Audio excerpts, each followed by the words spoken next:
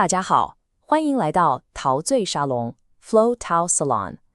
Today, we're digging into the 2026 report on Chinese catering brands going global, produced by the Hongcan Industry Research Institute and ZhongShen. The domestic market has reached a state of total involution. With local growth hitting a hard ceiling, major brands are pivoting toward international expansion as a core necessity for their next phase of growth.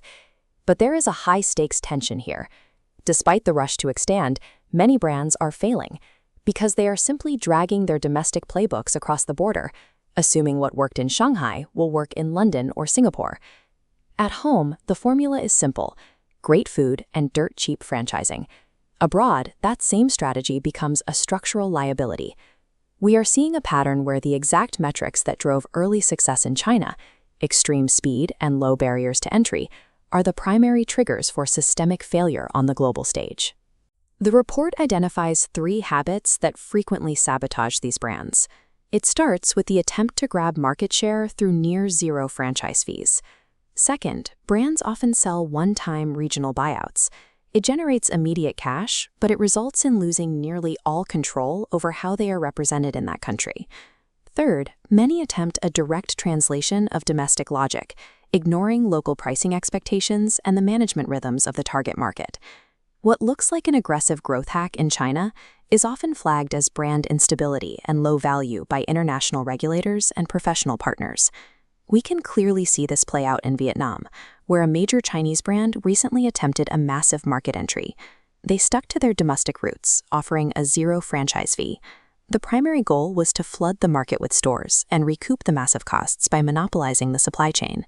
Local regulators didn't see a bargain. They saw a legal violation. In this jurisdiction, zero fees were flagged not as promotion, but as unfair competition and dumping. To stay in the market, the brand had to price their franchise at 300,000 RMB. This wasn't about the money. It was about establishing a legal anchor that proved their commercial value to the local government. Vietnam shows that expansion isn't just a sales race. Every price point must be anchored in the local regulatory framework. If a single franchise fee can trigger a government investigation, then every other part of the business, from logistics to labor, needs a similar level of scrutiny. This chart shows the 4-stage legal blueprint required for a brand to actually survive abroad. The early phases involve defending against trademark sniping and building a tax architecture. Moving into operations requires strict franchise disclosure documents and navigating labor laws that often carry much stiffer penalties than those found in the domestic market. Front-loading this organizational design is a massive investment, but it is far less expensive than trying to retroactively fix a broken legal structure while a business is being audited. Success in the current market means moving past the mindset of a local shop owner. These brands are now building sophisticated global corporate structures. First, expansion is a primary growth engine fueled by domestic supply chains. Next, the competitive edge is exporting a standardized franchise system. Finally, legal compliance has shifted from a back-office function to a strategic framework protecting long-term brand value. Thank you for watching. 陶醉沙龙，马年兴隆。The global market ultimately rewards the architects who respect international legal systems as much as they respect their own recipes.